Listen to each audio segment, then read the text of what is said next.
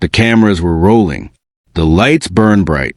Millions of Americans tuned in to watch what they thought would be another spirited morning of hot topics and lively discussion on The View. But what they got instead was a spectacle. A confrontation so explosive it turned a talk show table into a battlefield. Yes, you clicked because Samuel L. Jackson erupted live on The View after a brutal exchange with co-host Whoopi Goldberg. And the truth is, the confrontation was even more shocking than the headline suggests. It began like any other broadcast. Whoopi Goldberg, the veteran moderator, was steering the table through a heated discussion on politics and Hollywood's role in shaping public opinion. The co-hosts, Joy Behar, Sunny Hostin, Sarah Haynes, were all chiming in with their usual perspectives. The atmosphere was buzzing but manageable. Then came the guest, Samuel L. Jackson, an icon of cinema, known for his explosive screen presence and even sharper tongue. Jackson is no stranger to confrontation. He has never played by Hollywood's rules. And that morning, he wasn't about to start. At first, the banner was light. Whoopi teased Jackson about his latest film. Jackson fired back with a joke about her Oscar win. The crowd laughed. But beneath the laughter, there was tension. The kind of tension you can feel in your chest, like static before a storm. The conversation shifted from movies to politics, then from politics to accountability in Hollywood. Whoopi spoke firmly about the responsibility celebrities have when they use their platforms. That's when Jackson interrupted. "Responsibility," he said, leaning forward, his voice carrying the weight of a man who has played generals, kings, and warriors. "Don't talk to me about responsibility.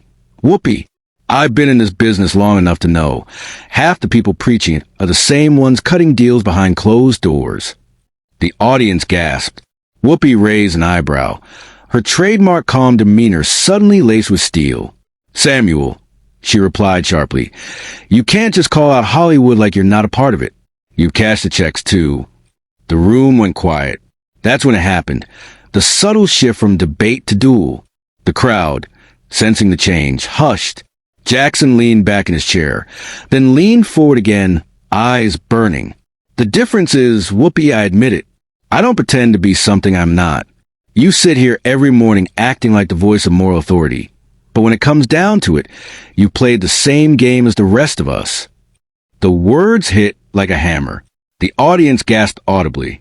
Some clapped, some booed, and suddenly, the entire conversation wasn't about Hollywood or politics anymore. It was about power, credibility, and reputation. One woman in the front row shouted, "Oh my God!" Another clasped her hands over her mouth. The camera panned across the audience.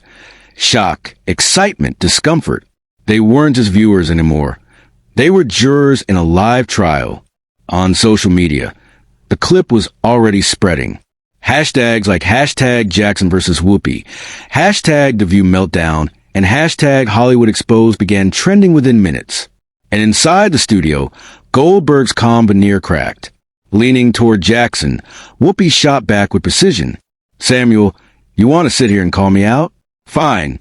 But don't act like you're some crusader for truth. You've played the game. You've taken the roles. You've enjoyed the luxury. You're no different." The crowd roared, some in support, some in disapproval. The tension was electric. This wasn't just a clash of personalities. It was a clash of legacies. Whoopi Goldberg, EGOT winner, longtime cultural commentator, a woman who had fought her way into Hollywood royalty. Samuel L. Jackson, the unfiltered truth teller, a man who never bowed, who built a career on calling things as they are.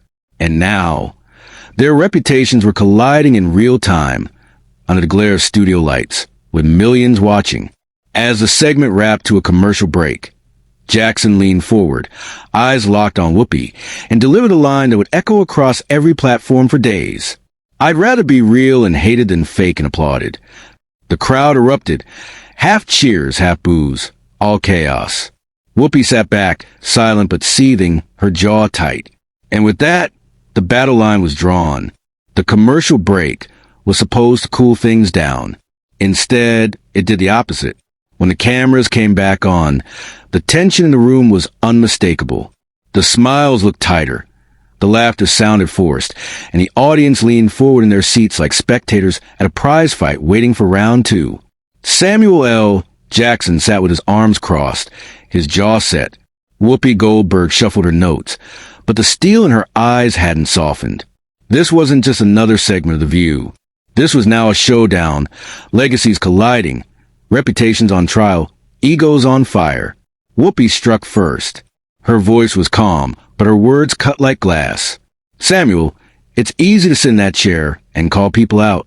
But don't forget, you've played characters in violent films. You've glorified the same system you now criticize. Where's the accountability in that? The audience murmured. Some nodded. It was a sharp blow. Jackson leaned forward, eyes narrowing, his voice low, but carrying the authority of a man who had silenced entire theaters with a single line. Don't confuse fiction with hypocrisy. Whoopi, I make movies. You make speeches. And when you speak, people believe you're telling the truth. That comes with responsibility. So when you preach morality, you better live it. The audience erupted. Cheers, claps, a few shocked gasps. By now, the live audience was no longer passive. They were reacting to every line like jurors listening to arguments in a trial. Cheers for Jackson's brutal honesty. Applause for Whoopi's sharp rebuttals. Gasps when one landed a blow that seemed too personal. The tension wasn't just on stage. It was in the air, thick and electric. Whoopi fired back, louder now, her voice rising with passion. You think I sit here pretending to be perfect? No. I sit here to challenge ideas, to make people think. That's my job. And if you can't handle that, maybe you don't belong at this table. The audience gasped audibly. Jackson didn't flinch. He leaned closer, his finger pointing to the desk between them. No, your job is to be honest with people. And if you're going to sit here day after day, telling America what's right and what's wrong, then don't get defensive when someone holds you to that same standard. The crowd roared. Some stood and clapped. The energy was boiling. What came next was the line that flipped the conversation from heated to historic. Jackson, staring straight into Whoopi's eyes, said, "You talk about integrity, Whoopi, but integrity isn't about the awards on your shelf. It's about whether you can look in the mirror every morning and say, I didn't lie to them today. Can you say that?" The studio went silent. Not a laugh, not a clap, not even a murmur. Silence. Whoopi's mouth opened slightly, but no words came out. For the first time in the exchange, she looked rattled. Joy Behar tried to diffuse the tension with a joke, laughing nervously. Well, this is more entertaining than half the movies out there. The audience chuckled awkwardly, but the tension didn't lift. Because everyone in that room, and everyone watching at home, knew what just happened. Samuel L. Jackson had landed a punch so deep, it momentarily cracked Whoopi Goldberg's legendary composure. Phones lit up in the studio. Clips of the exchange hit Twitter, Instagram, and TikTok within seconds. Hashtags surged. Hashtag WhoopiVsJackson. Hashtag The View Eruption. Hashtag Mirror Moment. Memes appeared instantly. Jackson, pointing at the desk, captioned, "Can you say that?" Whoopi's stunned face, frozen in silence, plastered with the words, "Integrity check failed." The internet was feasting. But Whoopi Goldberg didn't build her career by backing down. After a long pause, she leaned in, her voice steady, her eyes locked on Jackson. "You know what, Samuel? You're right about one thing. People look to me for honesty. And I'll tell them this right now. Honesty doesn't mean tearing people apart on live television. It means building something better. Maybe you've forgotten that." The crowd erupted in applause. Whoopi had turned the silence into a rallying cry. Jackson smirked, shaking his head. "No, Whoopi, I didn't forget. I just stopped pretending. And if being real makes people uncomfortable, then maybe that says more about the world we're living in than it does about me." The audience split, half cheering wildly, half clapping for Whoopi. The stage was no longer a talk show set. It was an arena. As the show cut to another break, the tension was unresolved. Jackson leaned back in his chair, arms folded, smirking like a man who had just proven his point. Whoopi stared down at her notes, her jaw tight, her eyes flashing. The crowd buzzed, whispering, gasping, laughing nervously. Everyone knew they weren't just watching television. They were watching a cultural moment, one that would explode beyond the walls of that studio. And the question loomed over everyone watching. Had Samuel L. Jackson just exposed Whoopi Goldberg, or had Whoopi turned his attack into proof of her resilience?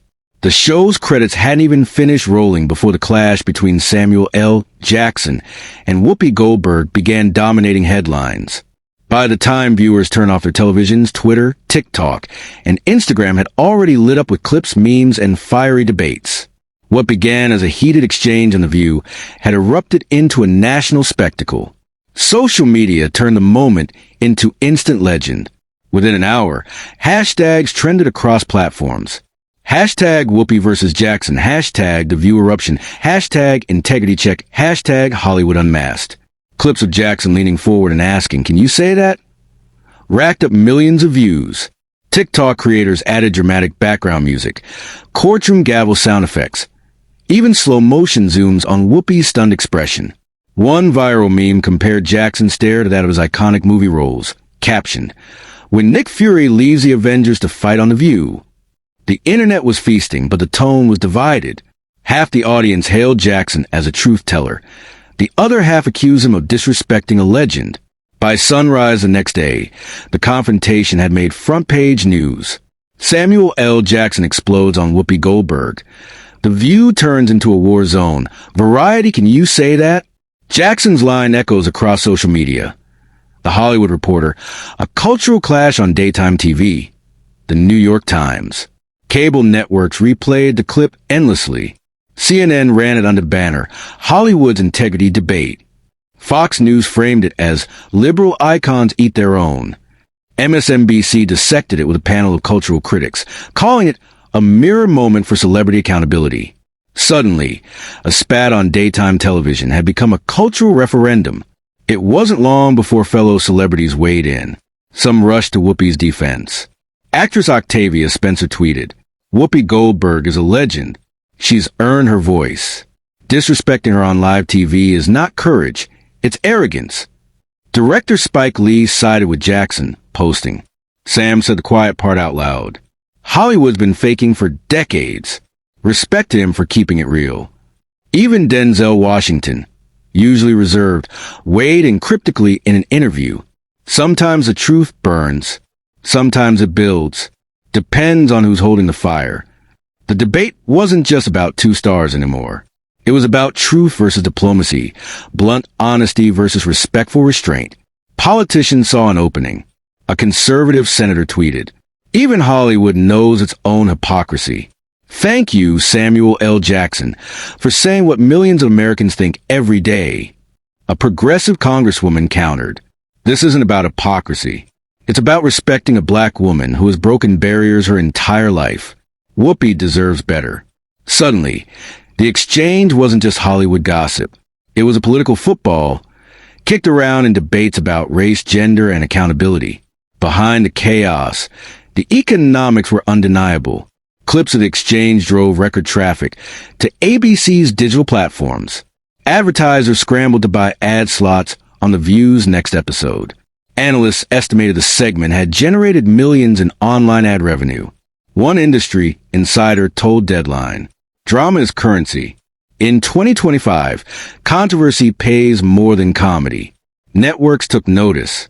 Producers from rival shows whisper about booking controversial guests, hinting that The View had stumbled onto a formula that could revive daytime TV's dwindling ratings.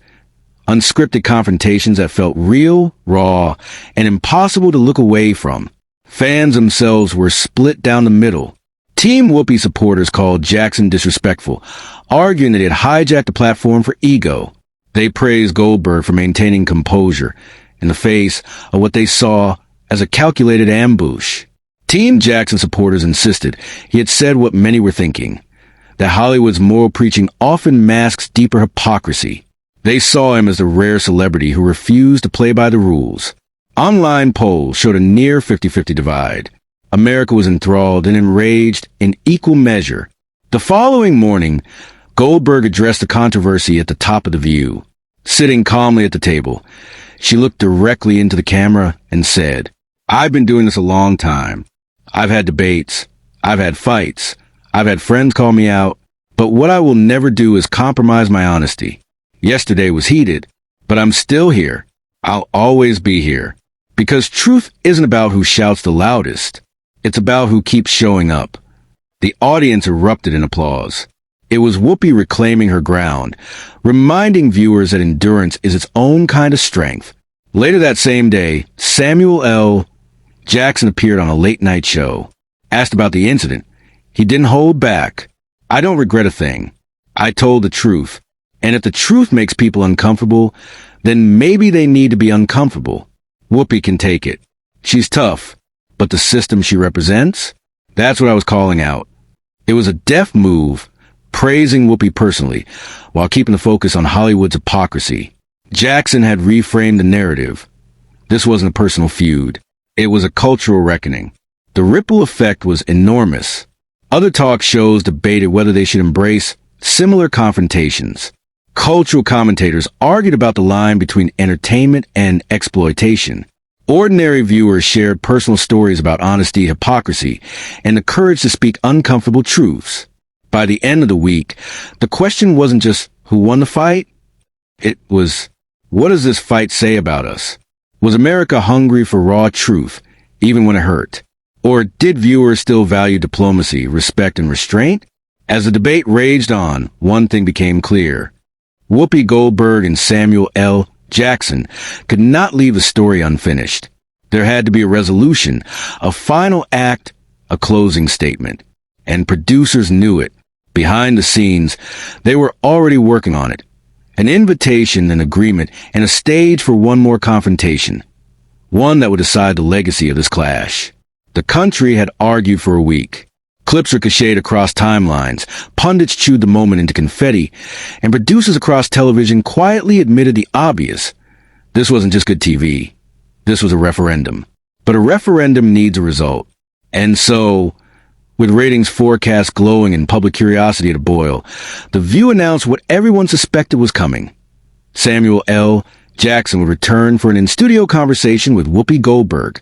Not a shouting match, a reckoning. The audience filed in early, buzzing with nervous energy that felt less like daytime TV and more like a verdict waiting to happen. The table gleamed under the lights. The band fell silent. Then the door opened and Samuel L. Jackson strode out in a tailored charcoal jacket, measured but unmistakably formidable. Whoopi stood to greet him. They shook hands, not a limp courtesy, but the clasp of two heavyweights who refused to flinch. "Samuel, welcome back," she said, voice even. "Good to be back," he replied, equally steady. "Let's talk." No theatrics. No preamble. Just two legacies, square to the lens. Whoopi began, a moderator for the country as much as for the room. Last time was heated. People heard what they wanted to hear. Let's make sure today they hear what we mean. Jackson nodded.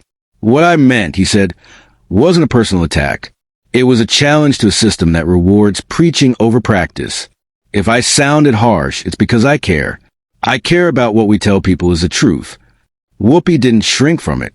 "And what I meant," she answered, "was that a platform like this comes with pressure, live TV, millions of ears, people who trust you not to throw flames, but to give light. I won't apologize for asking for responsibility for myself. From you, from anyone with a microphone." It was exchange critics said they wanted and skeptics said television could never contain. Sharp, controlled, honest without being cruel. Jackson leaned in, hands clasped, voice lower now, almost confessional. "You asked if I can look in the mirror and say I didn't lie to them today." "Yes, because when I make a movie, they know it's a movie. When I speak as myself, I try to be plain. I've compromised, I've learned, I've grown. I don't wear a halo." Whoopi met his gaze. "And when I sit here," she said, "I do my best to call it straight. Sometimes I miss. Sometimes I get it right. But I will always show up and take the questions, including yours."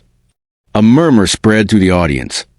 Not the gas of spectacle, but the sound of people leaning into a truth. Jackson exhaled, then chose a line that would carry. "Respect is telling the truth without leaving scorch marks." Whoopi's answer landed like a seal on wax. "And courage is hearing the truth without running from it."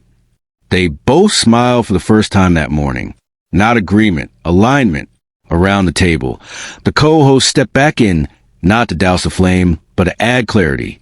Sonny Hostin framed the moment in civic language. Public platforms aren't courts, but they do shape juries. The jury of public opinion. That's power. Joy Behar translated it into comic relief that didn't trivialize.